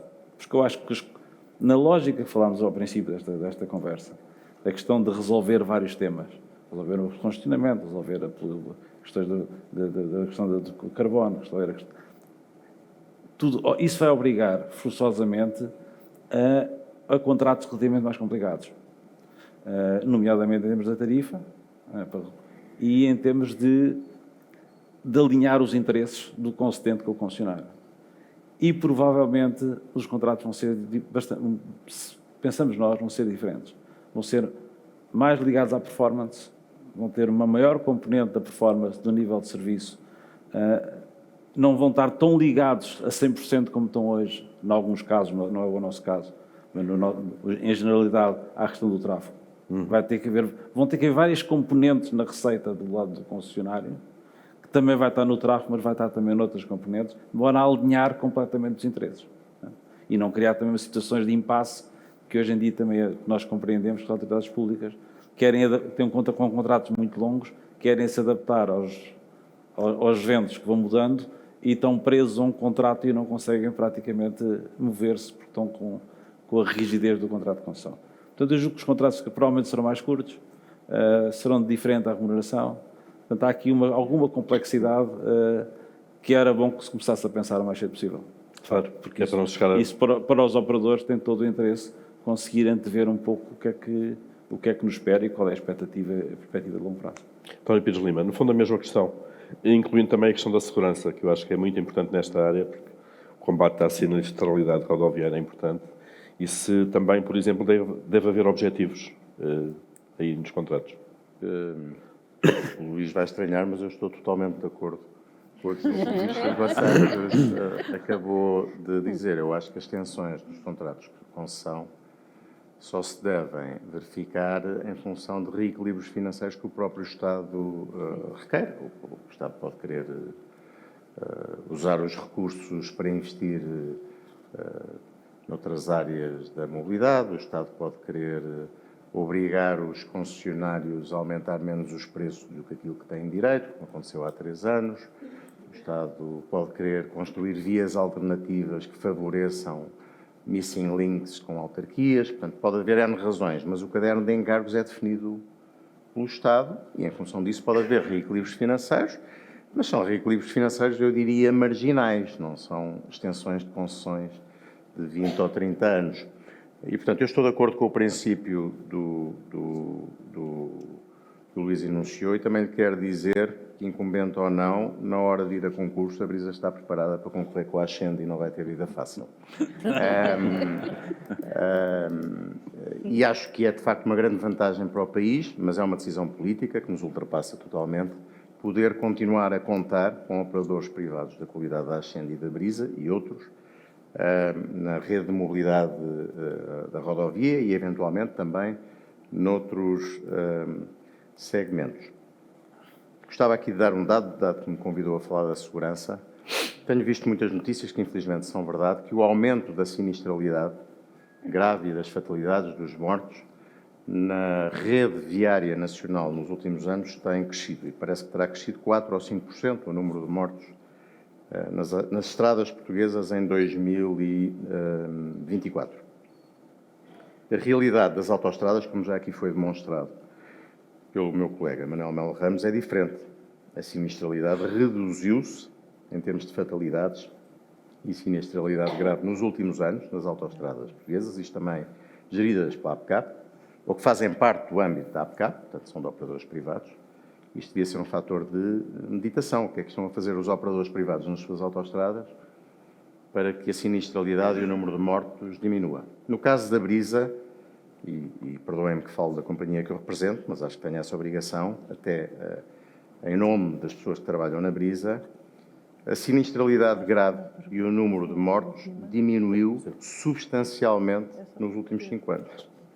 Nós tivemos 33 mortos, infelizmente, nas nossas autoestradas em 2019, portanto, antes da pandemia. Em 2023, com mais tráfego que em 2019, tivemos 25. E em 2024, no ano que acabou, há um mês, tivemos 15. Portanto, o número de fatalidades mortais nas autoestradas geridas pela Brisa caiu mais de 50% nos últimos 5 anos e quase 40% de 23 para 24. Isto deve-se muito à gestão que fazemos com os nossos stakeholders, nomeadamente com a Associação Nacional de Segurança Rodoviária, para identificar os pontos negros e instituir sistemas que ajudem a controlar a velocidade. Não são simpáticos, mas são fundamentais em termos de resultados nesses pontos negros. Deve-se muitíssimo ao investimento que tem sido feito nos últimos anos pela Brisa em termos de segurança, com equipamento que agora vemos começar a ser mais generalizado também nas empresas que trabalham connosco e que passam por asfaltações excepcionais dos nossos pisos, condições especiais de segurança também para os motociclos, que são uma preocupação muito grande em termos de mortalidade nas autoestradas, nas zonas identificadas pela ANSR como mais perigosa, compra de equipamentos que permitem às pessoas, quando estão a fazer obras nas autoestradas, terem proteções que evitem acidentes mortais, como infelizmente acontecia até há pouco tempo, e deve-se também a um investimento significativo que foi feito na mudança de processos internos, de forma a impedir ou a minimizar ao máximo os cruzamentos de pessoas nas autoestradas. Deve-se também a campanhas de comunicação, não sei se terão notado, mas nós na Brisa investimos em publicidade, em comunicação, muitas vezes em sintonia com a ANSR, para convidar as pessoas, por exemplo, a pararem ao fim de 2 horas de viagem, a fazerem paragens nas áreas de serviço que nós gerimos com a marca Colibri, nas áreas de conforto Colibri. É muito importante a não pararem os carros na berma das autoestradas. Há imensas mortes de pessoas que param os seus carros nas autoestradas e depois, em vez de saltarem para o outro lado dos rails, ficam ao lado dos automóveis. É um risco enorme que as pessoas correm, até porque os veículos que vão a 100 ou 120 a hora, muitas vezes distraem-se e acabam por bater nos próprios automóveis. E, portanto, há um conjunto de medidas que os operadores privados, tenho a certeza que a Ascendi também faz o seu trabalho e os nossos outros concorrentes também, que eu acho que valia a pena pegar, é uma sugestão, como bons casos de evolução da sinistralidade grave e da mortalidade nas autoestradas portuguesas, que a APCAP podia promover, e que podem talvez ajudar e inspirar a gestão das outras redes viárias, no sentido de que este esforço possa ser acompanhado pelos indicadores de sinistralidade em todas as estradas nacionais. Muito bem, fica a nota. Só um comentário que não tem a ver com o que disse o António, tem a ver com um comentário um pouco mais atrás, quando se falou da questão do alargamento das concessões, não só à rede de alta prestação, mas também à rede de estradas. Nós, neste momento, já temos uma experiência dessas a correr, aliás, bastante bem. Em Espanha, nós temos uma concessão que ganhou há 2 anos atrás, na região de Aragão, onde, neste momento, está a requalificar cerca de 150 km da rede de estradas de Aragão, está a requalificar neste momento e vai ficar a operá-la durante 30 anos. Portanto, esse tipo de contratos já existe e funcionam claro. Bem. Isto não é exclusivo do formato autoestrada. Não. Pode ser alargado ao resto das vias. E nós estamos exatamente entrados porque queremos ter essa experiência e, como apareceu uma oportunidade em Espanha, tentámos agarrá-la exatamente para poder também ter essa experiência. E já preparámos para o que possa vir a aparecer cá em Portugal. É em função do tráfego? São pontos? Não, é disponibilidade. Disponibilidade, ok. Portanto, há um FII com o Estado combinado para terem a estrada a funcionar bem. Estamos quase a chegar mesmo ao fim, temos aqui o Secretário de Estado também, quase ao fim deste painel. Uma nota final, Ana Paula Vitorino está aqui, quer dizer mais qualquer coisa? Não, mas é importante ouvi-la sobre a questão, de facto, do que é que o Estado deve fazer agora com os contratos que chegam ao fim. Eu acho que é a questão aqui mais... Muito obrigada pela pergunta. Não, eu estava, assim, muito entusiasmada porque eu concordo com a maioria das coisas que foram ditas neste painel. E fomos discutir coisas completamente distintas.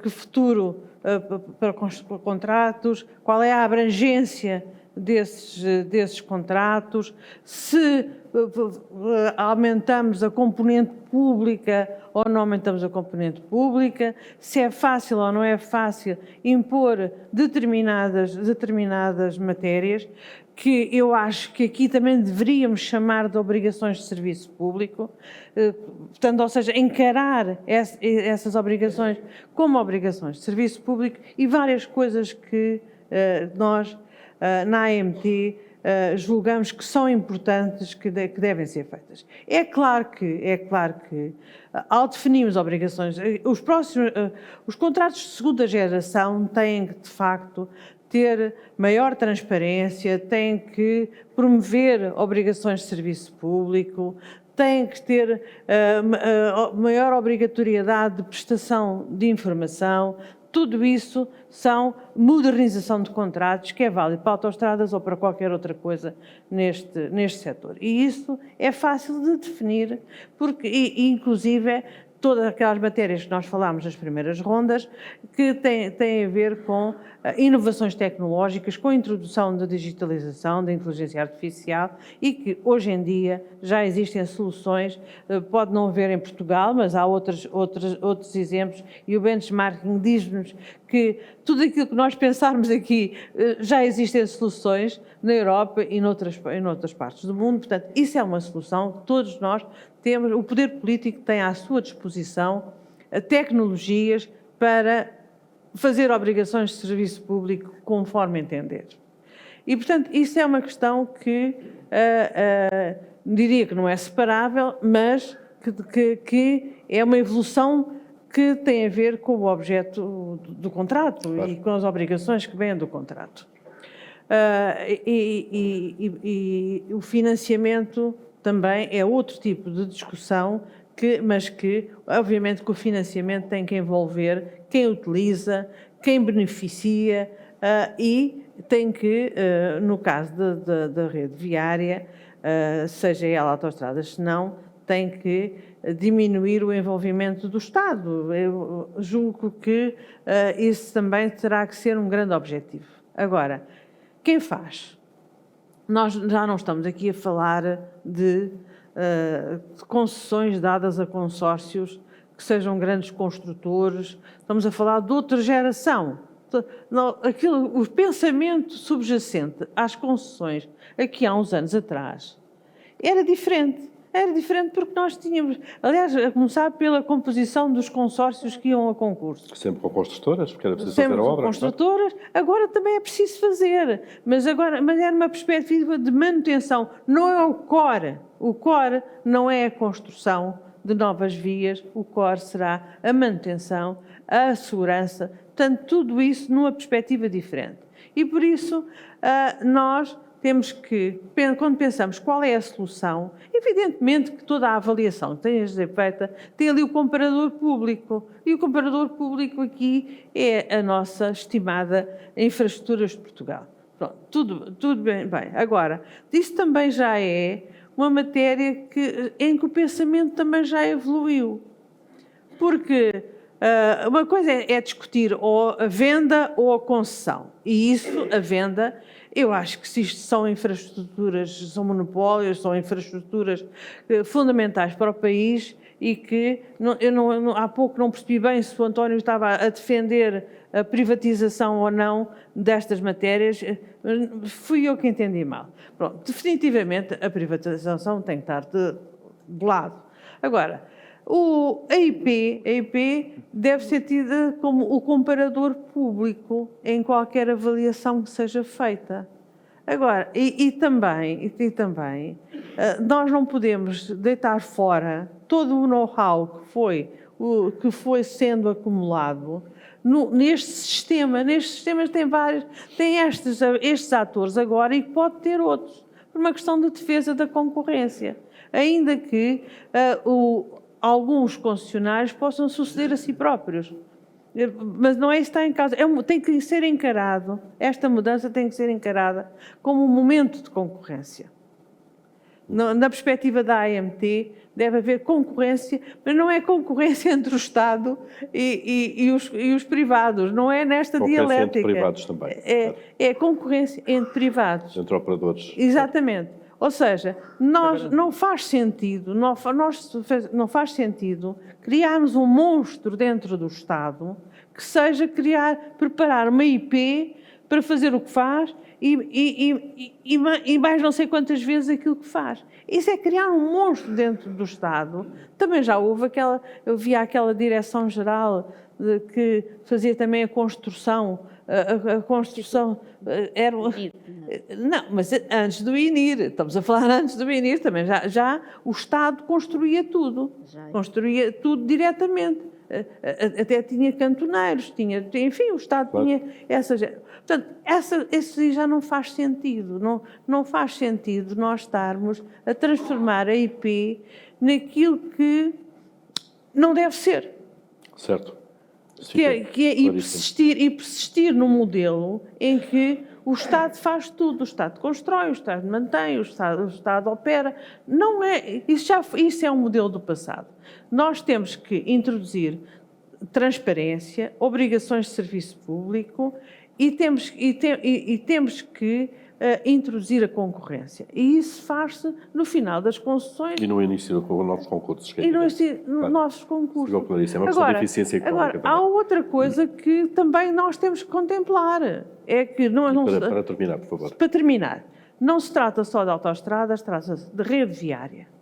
E, portanto, na medida em que seja útil para determinada, por isso o território é tão importante, como dizia há pouco, em toda esta reflexão, ver se a concessão deve ser uma concessão por autoestrada ou se deve ser uma concessão por área da rede viária, que inclui a autoestrada e inclui também a rede viária que está naquela bacia hidrográfica. Digamos assim, não é a hidrográfica, sim, mas é a bacia de mobilidade. À volta do Rio Grande, que é a autoestrada. Exatamente. Portanto, os contratos de segunda geração têm que ter, de facto, um pensamento político sério e têm que se basear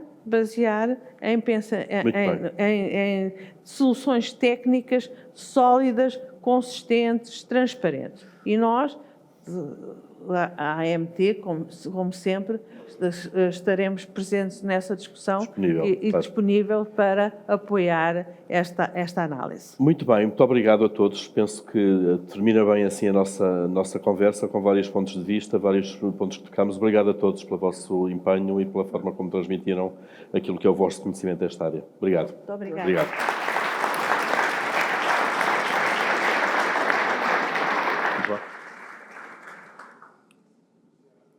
Senhoras e senhores, seguimos para a última sessão da manhã, com a presença do Sr. Secretário de Estado das Infraestruturas, Hugo Espírito Santo.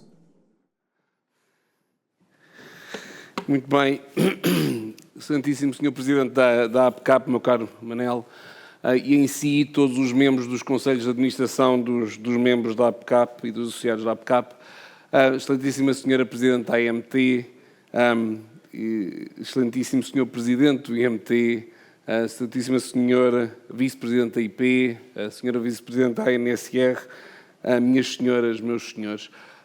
É obviamente um enorme prazer estar aqui neste congresso, quer dizer, eu não imaginava que ia sair com tanto trabalho para casa, mas pronto, faz parte da função.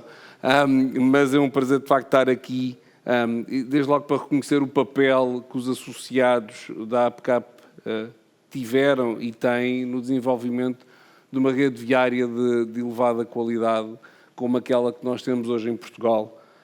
E segundo, obviamente, porque o tema que está aqui em causa é um tema muitíssimo importante, é um tema que tem a ver com não só investir em autoestradas, eu diria mesmo investir em infraestruturas e, no fundo, preparar hoje aquilo que é o nosso futuro de amanhã.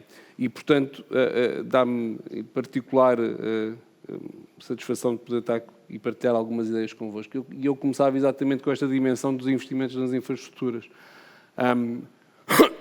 Os investimentos das infraestruturas nos próximos 10 anos será de um nível e de uma ordem de magnitude muito diferente daquilo que nós vimos no passado.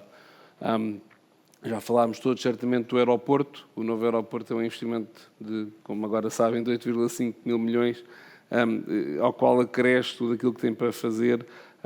Na ferrovia vamos ter um conjunto de linhas de alta velocidade que no agregado representarão um investimento de cerca de 14 mil milhões de euros, mais uma vez através de concessão, através da parceria com privados, ao qual depois vai acrescer investimentos na rede convencional, porque não só de alta velocidade vai viver a nossa rede ferroviária. Vamos construir uma nova travessia sobre o Tejo, que é um investimento de 3 mil milhões, ou cerca de 3 mil milhões, na sua versão rodoferroviária, e, portanto, e obviamente, não me vou alongar, porque viremos anunciar daqui a umas semanas, mas temos também um plano muito substancial de investimento nos portos, e queremos também investir nos portos. E, portanto, nós vamos estar a assistir aos próximos 10 anos a um período de expansão daquilo que é as nossas infraestruturas. Estamos a resolver problemas do passado, estamos a resolver, em algum caso, hesitações com mais de 50 anos, é certo que sim, mas é absolutamente crítico fazer isso tudo. E a rodovia não pode estar separada disto. A rodovia tem um papel fulcral naquilo que é a nossa infraestrutura de transportes, tem um papel fulcral na nossa mobilidade e tem de estar associada e fazer parte deste processo. E, portanto, temos de inverter a tendência de investimento e também temos de desmistificar alguns dogmas do passado relativamente à rodovia. E há aqui, de facto, 3 dimensões que são muito importantes na questão rodoviária. Primeiro, mais investimento. É óbvio que nós precisamos de mais investimento e já vou explicar um pouco mais porquê. O segundo é muito mais participação privada, mas com mais capacitação do Estado na gestão dessa participação privada. E o terceiro é um modelo financeiro sustentável para o setor. E estas 3 prioridades são absolutamente claras para mim e para o Governo a que eu tenho o privilégio de poder pertencer. Deixem-me comentar um pouco cada uma destes aspectos.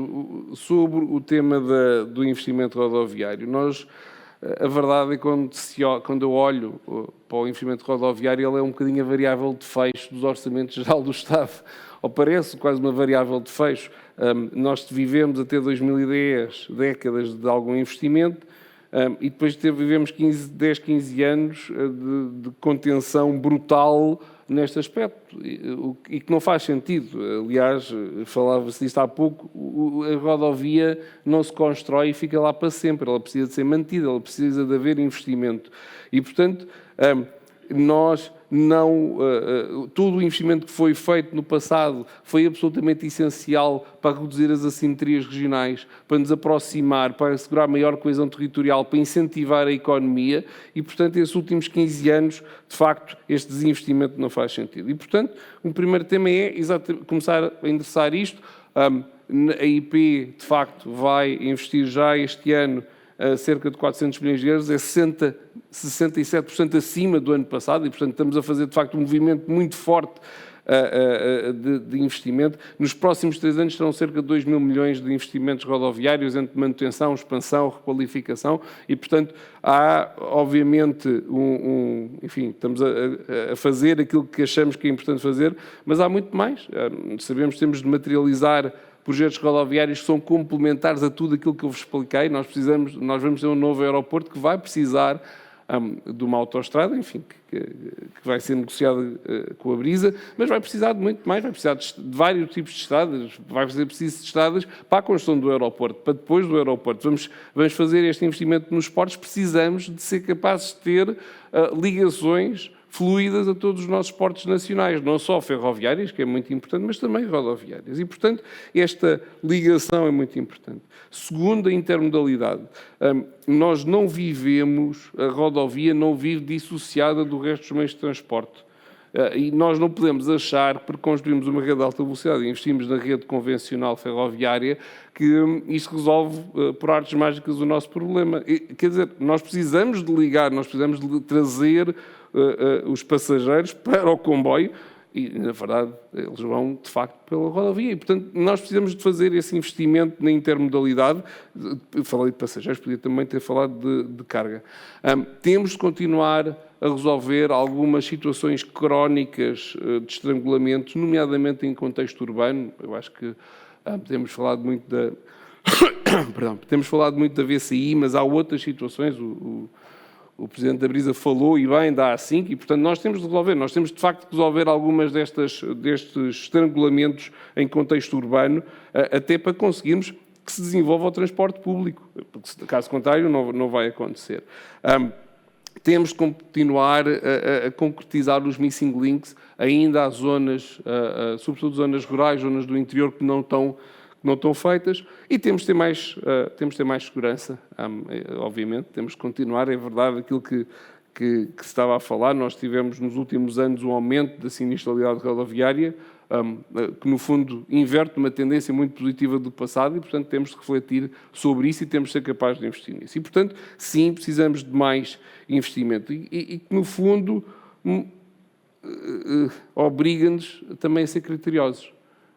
Porque, obviamente, ao termos todo este investimento para fazer, também temos de ser capazes de olhar para ele e pensar qual é o melhor custo-benefício. Nós não podemos fazer tudo ao mesmo tempo. Nós temos autoestradas que são de referência a nível europeu e, portanto, provavelmente é na rede viária nacional que nós precisamos de investir.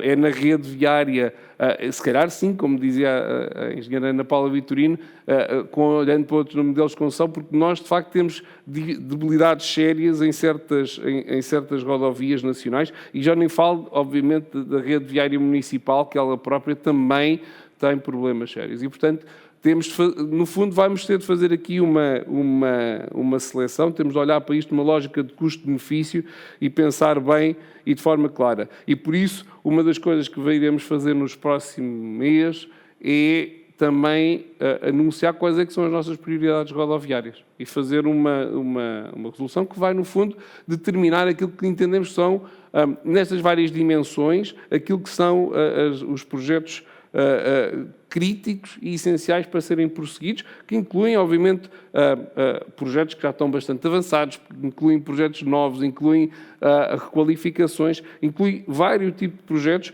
incluindo, obviamente, também um conjunto de novos estradas rodoviários. O que me leva ao segundo tema, que é a participação dos privados.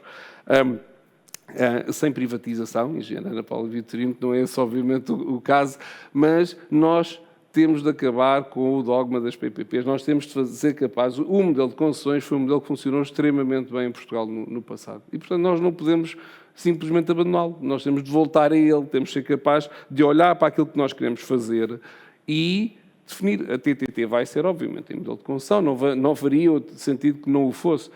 Mas alguns destes troços que iremos em breve anunciar, um dos nossos objetivos é que eles também sejam lançados sob a forma de parcerias público-privadas, sob a forma de concessões.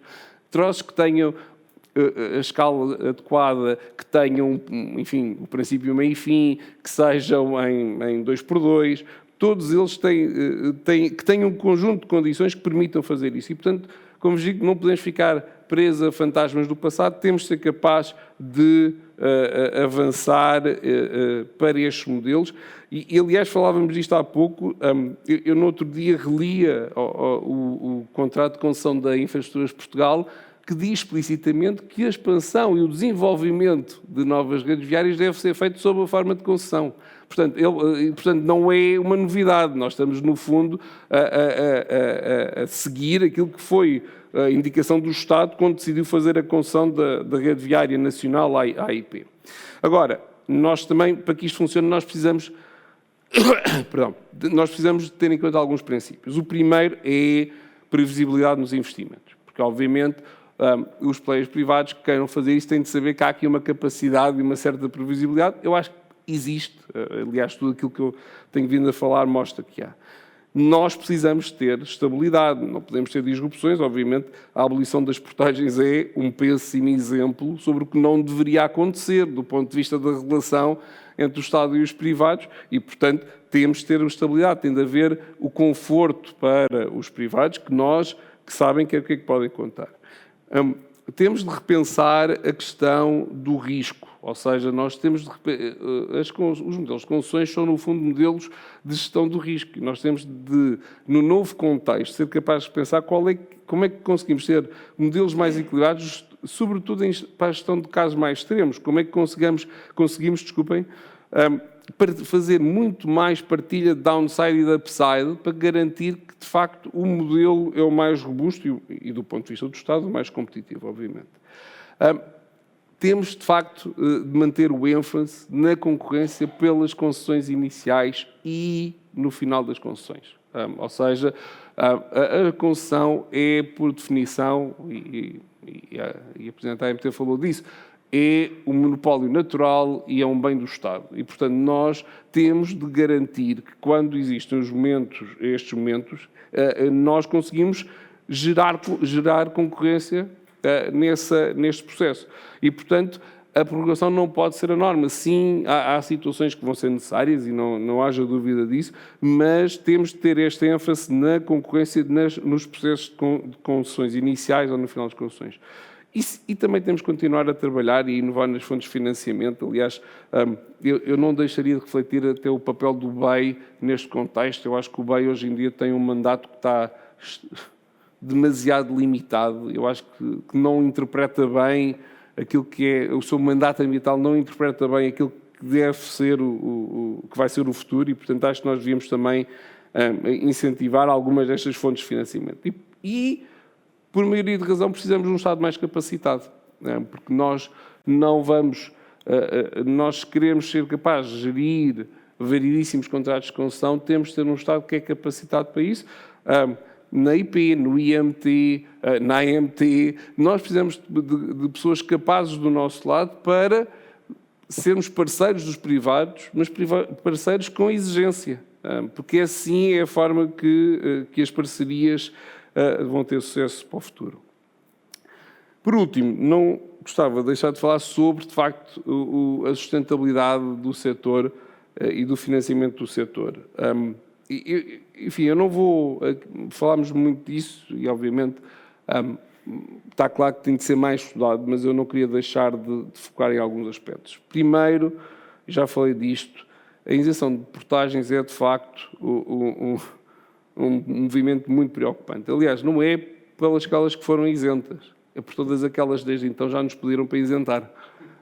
E, portanto, eu confesso que fico muitíssimo preocupado, não por aquilo que foi uma aprovação da Assembleia da República, sem consultar o regulador, mas uma aprovação da Assembleia da República, mas por aquilo que veio a seguir. E quer dizer, porque nós abrimos aqui uma caixa de Pandora, que eu confesso, não sei como se vai fechar. E, portanto, não faz sentido. O modelo de portagens é um modelo que é robusto, é um modelo que deve continuar e, portanto, obviamente, aquilo que aconteceu não faz sentido. O segundo aspecto, falámos disso, é continuar a reforçar o conceito do utilizador-pagador. Este conceito é um conceito que funciona muito bem nas infraestruturas de transporte, é um conceito que temos de continuar a aprofundar.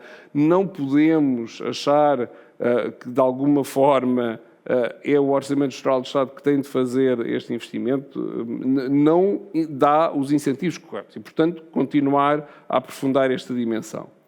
Em terceiro, eu acho que nós precisamos de modelos muito mais segmentados e que, de facto, gerem e façam os incentivos a certos comportamentos, ou incentivem comportamentos e desincentivem outros. E, portanto, nós temos de ser capazes, e nota-se hoje, nós temos de ser capazes de testar modelos novos. Nós, de facto, temos um modelo relativamente simples do ponto de vista das nossas portagens e do ponto de vista daquilo que é a contribuição da CSR. E, portanto, nós temos de ser capazes de ser muito mais criativos na forma como segmentamos, entre vários tipos de veículo, entre vários tipos de utilização, entre vários tipos no limite até do utilizador. E, portanto, nós sabemos hoje e vemos hoje lá fora movimentos que fazem muito mais sentido do ponto de vista desta segmentação e da criatividade nesta segmentação. E eu acho que isso é muito importante. Um quarto aspecto que é a simplicidade do modelo de financiamento. Eu confesso que nestes 9 meses já me propuseram modelos muito criativos, mas ouçam, temos de ter um modelo que é simples, que não tenha custo de complexidade. O custo de complexidade é uma coisa que é um custo invisível, mas que é um custo que pesa imenso. E, portanto, nós precisamos de um modelo simples. É pouco criativo? É. Mas, claro, há outros sítios para sermos criativos. Temos de ter modelos simples, eficazes, do ponto de vista da gestão deste tema. E um último aspecto, que é o governance do setor. E eu falo disto, nós temos aqui vários processos em curso, nós temos um processo de descentralização, passagem para os municípios, que faz muito sentido, acho que faz todo o sentido, obviamente, os municípios têm a capacidade para intervir localmente muito mais forte que o Estado, através da IP, tem, portanto, não haja dúvidas, mas nós precisamos de um governance muito mais claro, um governance da avaliação das condições das estradas, do que é que se está a passar. Nós, hoje em dia, temos situações absurdas em que passamos de um troço perfeitamente normal para um troço que está completamente desfeito. Quer dizer, um é de um município, outro é de outro município, e aquilo não falaram. Nós temos situações muito sérias de estradas municipais, é certo, mas que não estão em condições. Portanto, nós precisamos ter também uma capacidade de regulação do setor, não só do ponto de vista económico, que está na AMTI, isso está claro, mas também de regulação do ponto de vista de segurança.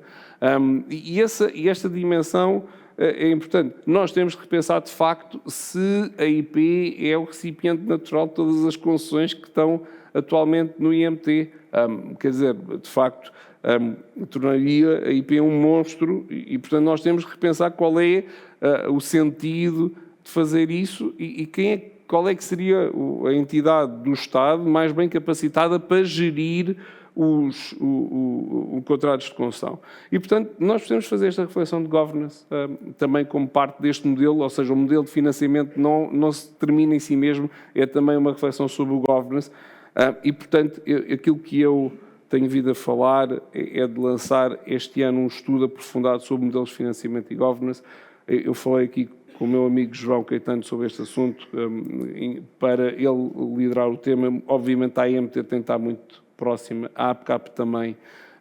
Eu acho que a solução melhor resulta de um trabalho conjunto entre todos, não resulta, obviamente, de uma perspectiva só de um de nós, mas este estudo terá, de facto, de ocorrer durante este ano, porque estamos a chegar o momento de tomar decisões e, como vocês bem me lembraram, pelo menos durante este último painel, há muitas que eu tenho de tomar e, portanto, convém eu ter o estudo em minha posse para poder fazer isso. E, portanto, queria só terminar, só dar mais uma vez o trabalho da APCAP, só dar aquilo que é a importância dos privados neste setor, daquilo que vocês têm feito em prol daquilo que é a qualidade rodoviária no país. E reafirmar que daquilo que depende de mim, deste Governo, nós vamos estar cá para decidir e tomar as decisões a tempo e horas, com base em estudos, mas tomando as decisões em tempo e horas. Muito obrigado a todos.